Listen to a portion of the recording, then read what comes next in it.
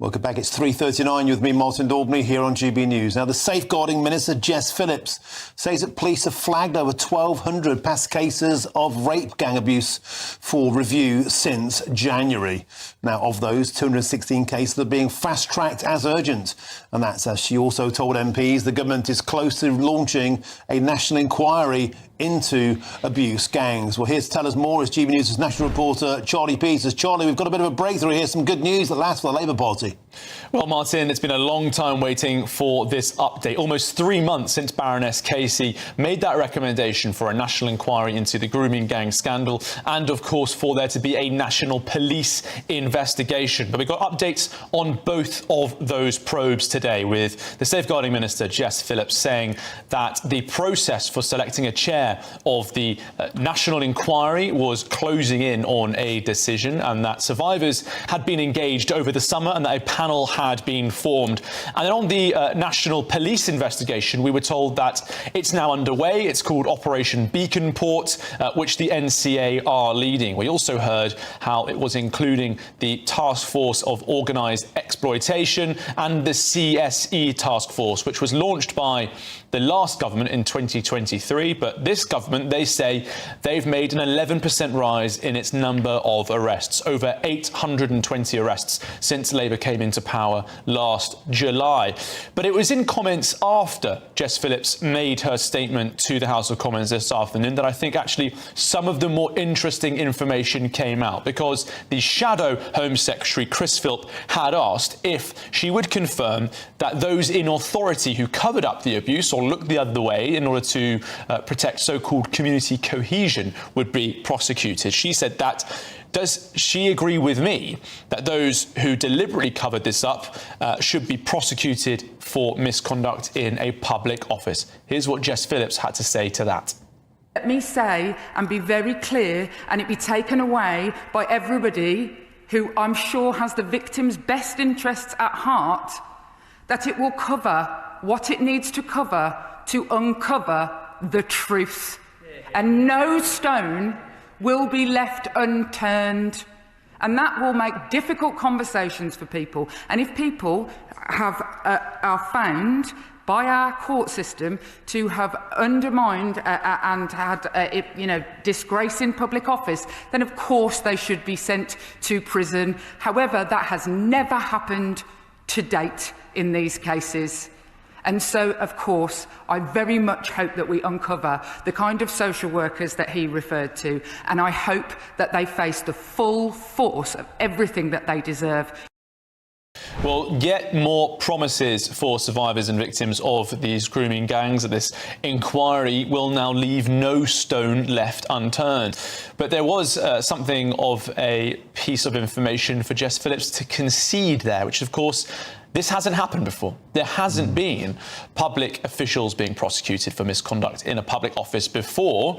But of course, that is what the public want. Polling for GB News in January revealing that people who covered up this abuse should absolutely be punished according to all people across the United Kingdom, regardless of the political party they vote for. There was a majority in all cases. So more promises for victims and their families today, but it does seem, Martin, as though the government is getting a step closer towards that national inquiry being launched, though I did hear quite a lot of frustration from Tory benches opposite in the Commons after that announcement concluded, saying they're going to keep pressing to wait for more information. The government could point to the recess they've just had, but still, with nearly 3 months going, a lot of survivors, victims and their families say this process should be underway. And one final point, Martin, House of Commons quite empty today for that update from Jess Phillips. There were representatives from most parties, but not all. It just did look like a rather quiet return to term for these MPs on an issue of such significance. And I've heard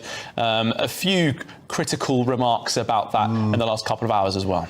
Charlie, this is worth dwelling on. This is a significant story, and it's significant for a number of reasons. Firstly, this is the same Jess Phillips who voted against a rape gang inquiry. This is the same Labour Party that had to be kicked and dragging into having an inquiry of this nature. And you're absolutely right. For the first time now, councillors, politicians, police officers, people who are involved in taxi firms, who got those deals, perhaps from family members. Anybody could finally be prosecuted. Charlie, this is a huge victory for survivors, and no doubt a lot of that has been forced down the road by your excellent work.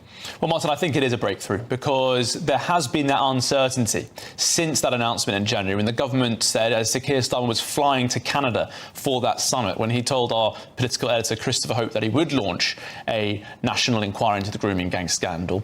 As he was flying away from the country making that announcement, there hasn't really been much information given on what would happen next, which has led to so many questions swirling about what sort of powers it might have and who it might probe. And that was really central to a lot of the questions being asked by the Shadow Home Secretary, Jess Phillips, today. He was asking for clarification on who it might go after, which powers it might have to get to the truth. But Jess Phillips being really unequivocal in her response there, saying that difficult conversations would need to be had, no stone left unturned. It's a cliche that survivors and victims have heard countless times over the years. But if there is a national inquiry with statutory powers, then those stones that haven't been nudged before could be at risk of being unturned and so turned over and really properly probed by the authorities. So it is a breakthrough, but again, Martin, it's a lot of words and the proof will be in action. Charlie Peters, I really want to dwell on this because it's incredible. I think you've told me before, not a single police officer in Greater Manchester was ever prosecuted, right, for anything that ever happened historically. So how far up the food chain might this go? How far back may it go? A lot of those officers now tucked up on cosy pensions, out of the public light. A lot of those public safety workers work in Australia, work overseas. People who were meant to be child protection agents in places like Rotherham now performing the same jobs, Charlie Peters, in different countries. Will they be feeling the finger? Well, there have been so many instances of swirling around my mind since Jess Phillips made that statement about instances I'm aware of that have been revealed in the public, some yet to be released for legal reasons and other restrictions. But there will be certainly cases where a lot of people in public office will be extremely nervous. So there's just one I want to bring forward now, just to paint an example of the sort of people who should really be extremely concerned about information that could be forced out through investigative powers for an inquiry.